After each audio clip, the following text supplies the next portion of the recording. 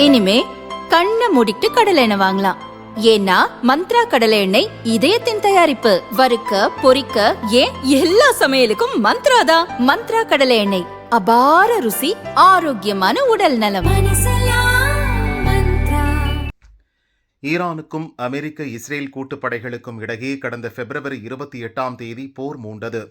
இந்த போரின் விளைவாக ஹார்முஸ் ஜலசந்தியை ஈரான் மூடியது.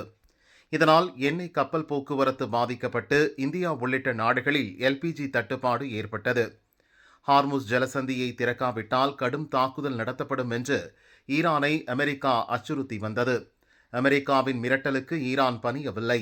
மாறாக வளைகுடா நாடுகளை கொளுத்துவோம் என மிரட்டியது.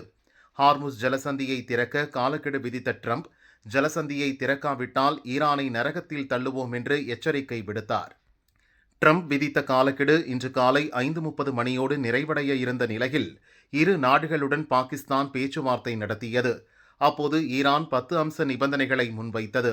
அந்த நிபந்தனைகளை ஏற்றால் போர் நிறுத்தம் செய்யவும் ஹார்முஸ் ஜலசந்தியை திறக்கவும் ஈரான் சம்மதம் தெரிவித்தது.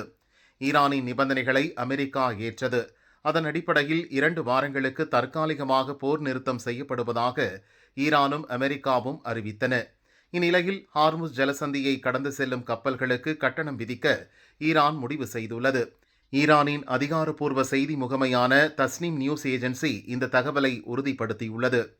போர் மூலம் ஏற்பட்ட இழப்பீட்டை ஈடு செய்ய இந்த முடிவை ஈரான் எடுத்துள்ளது.